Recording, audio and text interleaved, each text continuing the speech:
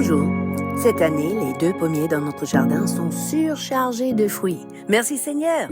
Je n'arrive même pas à cueillir tout ce que les branches portent. La joie de cette abondance est de pouvoir partager la récolte avec d'autres, nos voisins, les membres de mon église, etc.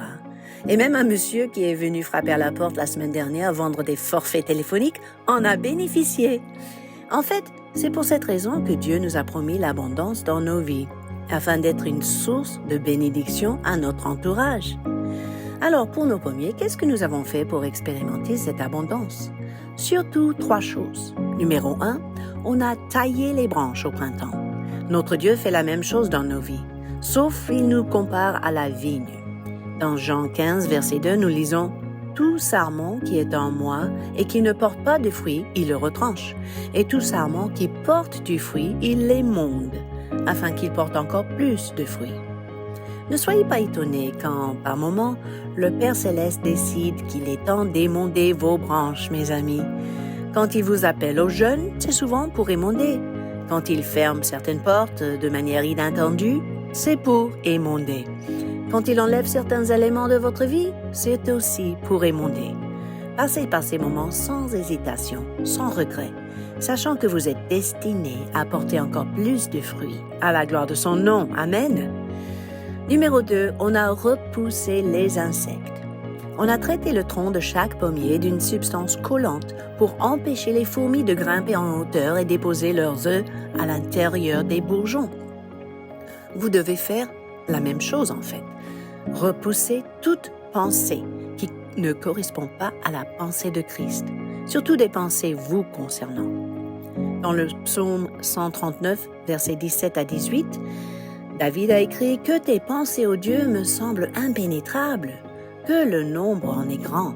Si je les compte, elles sont plus nombreuses que les grains de sable. Je m'éveille et je suis encore avec toi. » Vous savez, Dieu a énormément de pensées envers vous. Mais dès qu'une notion ou une suggestion arrive dans votre tête qui ne correspond pas à sa pensée, il faut l'extraire immédiatement. Renoncez activement et intentionnellement à toute accusation et à toute idée mensongère concernant qui vous êtes, ce que vous êtes censé faire, qui est Dieu, comment il agit, etc.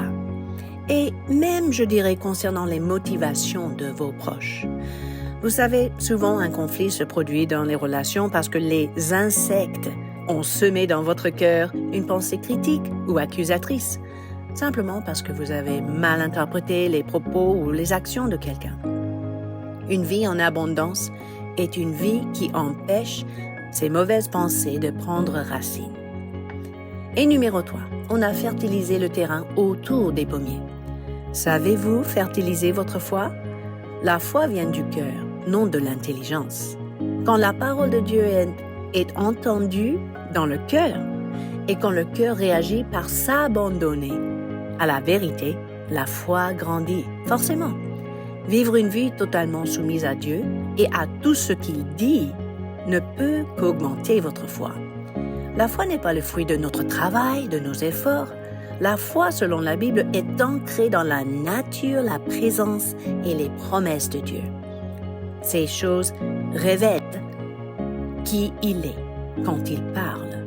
Matthieu 4,4 dit « L'homme ne vivra pas de pain seulement, mais de toute parole qui sorte de la bouche de Dieu. » Demeurez devant lui à l'écoute de sa voix et dans l'émerveillement dans sa présence, convaincu que vous êtes aimé de Dieu et accepté par Dieu, c'est essentiel pour une foi inébranlable. Porter du fruit en abondance est donc le résultat d'être bien enraciné en la parole de Dieu, afin que votre foi soit alimentée, tout comme les pommiers qui reçoivent les nutriments du sol.